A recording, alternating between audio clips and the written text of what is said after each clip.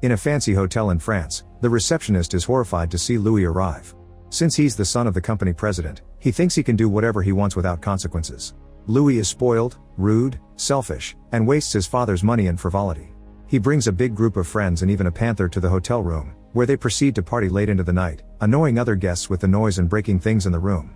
Someone brings a kangaroo to feed the panther and the poor kangaroo tries to escape by jumping into the pool, but the panther goes after it and eats it in front of everyone. The next day protesters gather to accuse the hotel of animal cruelty and throw tomatoes at the car carrying the company president Jean-Francois. When he has a meeting with the investors, he's told to do something about his son because the hotel reputation is going down and even celebrities are trying to cancel them for the kangaroo incident. A furious Jean-Francois rushes to the hotel to see Louis, who is still sleeping in the middle of the day. Jean-Francois scolds his son for his actions and points out he may get fired if this continues, but Louis doesn't care and says he'll keep enjoying the money while they still have it. On his way out, Jean-Francois throws his son's clothes in the trash. In the evening, Jean-Francois' girlfriend Helene comes home angry because he missed her photography event. Jean-Francois apologizes and explains what's happening, showing he's been stuck in a state of despair all day. Since he's a widower, he had to raise Louis alone, yet he never spent too much time with him, so Helene encourages him to try. The next day Jean-Francois goes to a castle in the countryside where director Christian is recording another ad for the hotel. Christian complains about the model they sent him and thinks he can have the same demands as famous directions like Kubrick. The ad so far shows a beautiful woman walking through the different rooms in the castle feeling like a princess until she finds a staff member wearing lingerie. Christian did this on purpose to catch genuine shock on camera, but Jean-Francois is worried the model will sue them for naughty content that wasn't in her contract. This doesn't bother Christian, who points out that to get the best out of someone, you shouldn't ask for their opinion. The words get stuck in Jean-Francois' mind, and when he's about to leave the castle, he looks at the area and gets an idea. He runs back to Christian and offers him a movie deal. Sometime later Louis is coming out of a bar with two women when he notices his car being towed. He tries running after it, but suddenly someone shoots him with a sedative and he collapses. The next morning Louis is woken up by a bell. He finds himself in a weird room wearing strange clothes before Sylvain comes to shake him out of bed, reminding him not to be late. At that moment Foreman Beauvillain shows up to yell at Louis for still being in bed. When Sylvain tries to defend him, Beauvillain starts throwing him around the room and hitting him for talking back to his boss. After throwing Sylvain through the window, Beauvillain calls Louis a servant and sends him to work. Louis leaves the building and freezes when he discovers he's traveled back to the 18th century. Beauvillain has to run after him to send him to work. They find the Viscount pausing his walk to announce it's coming, so Beauvillain shows Louis how to set up a bucket and folding screen so the Viscount can poop. When he's done, the plague doctor closely inspects the poop and gives a full analysis, complimenting the shape and the smell. Supposedly this proves the Viscount is healthy. Thinking he's surrounded by weirdos, Louis tries running away. He crosses the field and makes it to the forest where he finds a pack of wolves blocking the way. Then he tries taking a road, but Etienne appears with a bunch of hunting dogs that start chasing Louis. He crosses the bridge and ends up falling in a swamp where the dogs surround him.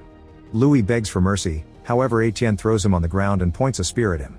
Etienne thinks Louis must be executed for trying to escape from working for his father the Viscount, but the moment is interrupted by Etienne's sister Isabeau. She thinks servants must be treated with dignity, which triggers an argument between siblings. The Viscount is annoyed by all the noise and makes Etienne let Louis go. While Sylvain picks Louis up, the bird that has been watching all this returns to the forest, revealing it's a drone. It turns out this isn't actually the past, it's a film set created by Christian and Jean-Francois to teach Louis some humility. The staff has set up the base of operations near the forest where Jean-Francois shows concern about the wolves and the dogs. Christian explains it had been necessary to make Louis believe it was real. While the special effects guy prepares a table full of fake poops, Etienne checks on his girlfriend Lisson, the horse trainer. Back in the fake village, Louis watches Sylvain and other servants peel potatoes while asking questions. He learns he's in 1702 and France still has a king instead of democracy. When Louis starts making comments about Hitler, Christian sends Beauvillain to put Louis to work. However, even while peeling potatoes, Louis keeps talking about coming from the future. At first Sylvain doesn't know what to do, but soon he gets in character and reacts in a confusion at every modern word Louis uses. Thinking about the night his car was taken, Louis assumes he was hit by another vehicle and concludes he must recreate that to return to the future. He runs outside and throws himself in front of a vegetable cart, which is too small and only bumps against his leg. Next Louis runs toward an actual carriage and hits his head, instantly falling unconscious. Sylvain runs to check on him, but Louis doesn't respond. Jean-Francois thinks his son is dead and Christian tries to apologize for going too far, however Louis then wakes up and Christian happily announces the show must go on. Days pass and Louis has to get used to his new routine. He wakes up at sunrise every morning and spends the day running after the Viscount to set up the bucket for his pooping. His chores also including helping in the kitchen. Instead of an actual bath, he must wash himself in a bucket. One afternoon Jean-Francois invites Helene to watch the plan unfold. In the stables, Louis finds Isabeau, who is crying because her father wants her to marry an old rich man she doesn't like. She says she wants to experience love with a young man even if he's a servant, clearly flirting with Louis.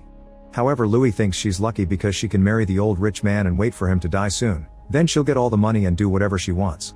Then he just walks away. After watching this, Christian becomes frustrated since his supposedly perfectly written love story is failing. On the other hand, Helene is disgusted by this plan, calling it experimenting on a human being.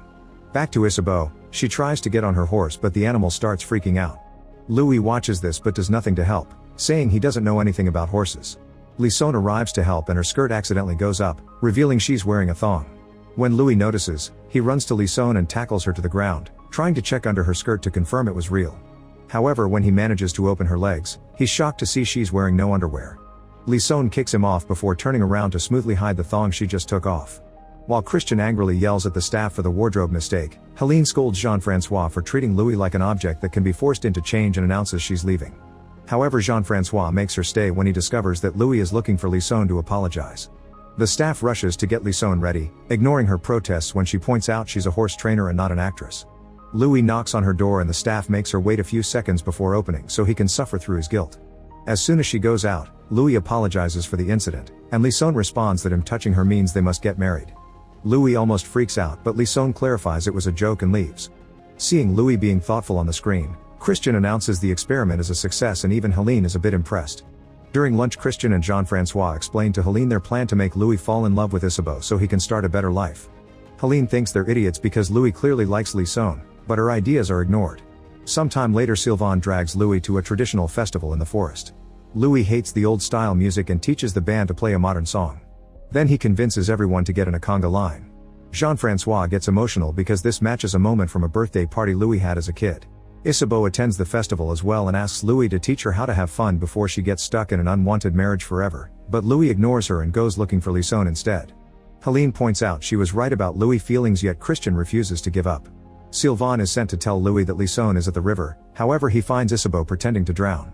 He immediately jumps in the water to save her and carries her in his arms. Isabeau keeps on trying to flirt with him, but Louis just drops her in her carriage and leaves. Christian begins freaking out over another failure, so Helene takes over the directing for now. By nighttime, Louis finally finds Lison, who didn't attend the festival at all. Following Helene's instructions, Lison tells Louis that she does believe his story about the future. Louis is delighted and takes Lison for a walk, during which he explains many concepts like phones and planes. He even takes a bite from an apple to show her the logo he had on his phone, saying it was the company's coat of arms. Lison is amused until Louis begins talking very badly about servants, blue-collar jobs, and the public transport. She calls him out for his attitude and reminds him he spends the day carrying the Viscount's poop before she storms off. Seeing this, Christian mocks Helene for thinking her idea would do any better. The next day, Lison apologizes to Helene for failing her and explains she has to deal with spoiled rich brats every day at the ranch she works at. Helene understands and tells her she doesn't have to get into a romance plot with Louis, just help him grow. Christian is still annoyed, so Jean-Francois assures him he's still in control and Helene is just a consultant. When Lison tells Etienne that she'll keep acting as Louis' friend, Etienne freaks out thinking she'll have to kiss him or worse. However, Lison thinks his jealousy is a lie and Etienne is actually angry that she's obtained a more prominent role than him. That night, Louis asks Sylvain how to romance a woman the old-fashioned way. Sylvain tells him he must be like a bear and release all his raw masculinity, then he proceeds to teach him the bear dance. It's very naughty but also absolutely ridiculous. The next day, Louis sings a song for Lison using her name and many compliments, also apologizing for his attitude. He does the dance while he sings, actually making her laugh and impressing her with his sincerity. Afterward, Louis thanks Sylvain for being a true friend, even calling him brother. In the middle of the night, Jean-Francois dresses up as the Viscount to sneak in Louis' room to watch him sleep. Sylvain sees him and points out this may ruin the plan, which triggers an argument. It's all the angry whispering that wakes Louis up and Jean-Francois has to hide his face with his jacket. Louis is still sure he's seeing his father, so Sylvain has to hit him to knock him out. Then an angry Christian has to enter the set to drag Jean-Francois away by force. The following day, Louis tells Sylvain he hit his head while sleeping and dreamed about his father. Beauvillain informs the Viscount that Etienne and his friends got in trouble in the city, so the king wants Etienne to be properly punished. The Viscount talks to Louis in private and asks him to pretend to be Etienne to take the punishment in his place. If Louis accepts, the Viscount will give him his own farmland and permission to marry anyone he wants. At first, Louis says no, but he changes his mind when he realizes this could mean marrying Lison. A few hours later, Louis is in a cage pretending to be Etienne. All the locals are angry that Etienne is ruining their town's reputation in the king's eyes, so they throw trash at Louis in protest. He's taken to the scaffold and a masked man proceeds to repeatedly whip his rear while the crowd asks for more. Christian thinks this is peak cinema, but Helene is horrified. Afterward, Louis goes to see the Viscount but instead finds Etienne, who forces him to sit down regardless of his pain. Etienne says his father is gone and he chooses not to give Louis the promised reward before throwing him off the chair. Forgetting he's supposed to be acting, Etienne accuses Louis of wanting to take Lisson from him and mocks him for being a servant while throwing wine at his face. Helene is horrified again, but Christian thinks this makes for a good twist and allows it. Then Louis stands up and looks like he's about to rebel against Etienne only to leave the room. Christian and Jean-Francois are disappointed, however Helene this time is impressed. She points out that Louis is finally accepting consequences for his choices instead of being a complaining brat. Later Louis visits Lisson and asks her if she's okay with befriending a bathroom servant, so she assures him he's fine. That night Louis receives Lisson in his room with a modest meal he made himself by learning from the kitchen staff. Helene is proud but Christian thinks this is turning the story boring. The following day Lisson and Louis go for a walk and see a bird behaving strangely in the sky. Since it's the drone malfunctioning, Christian asks for a distraction. Lisson pushes Louis on top of the hay and kisses him until the drone is retrieved, then she leaves without a word. Christian and Jean-Francois celebrate, however Helene thinks they should stop this before it escalates since nobody should start a relationship based on lies. Helene and Christian argue over how to proceed and since Jean-Francois refuses to take sides, Helene says he's gone too far and leaves. This causes Jean-Francois to order Christian to finish the show. For the last act, Christian makes Vikings appear in the village. Louis wants to run away to safety but Sylvain tells him Lisson may need him. He rushes back to the village and discovers that the Viking leader has chosen Lisson as his wife. Lisson begins crying for help, however Louis is too afraid and walks away. He's about to get on his horse when he notices the bird drone flying above him. Seeing it as a sign, Louis grabs the thickest stick he can find and rides back to the Viking camp, where he starts knocking all the poor actors out. He's so proud of himself that he almost attacks Beauvillain too, but Lisson stops him just in time. She gets on the horse with him and together they ride into the sunset. Soon they reach the road and Louis is shocked to see Jean-Francois asking Helene not to leave while surrounded by cars and guards. Before he can react, Louis is put to sleep by a sedative dart. Sometime later Louis wakes up in a hospital. He's told he was in a car accident and in a coma for 3 months, so he assumes everything was a dream. Now he's depressed and doesn't party anymore. One afternoon Sylvain sees him on the street but he can't talk to him because of a contract clause. That night Louis has a drink with his father, who reveals he quit the company and now he feels lonely.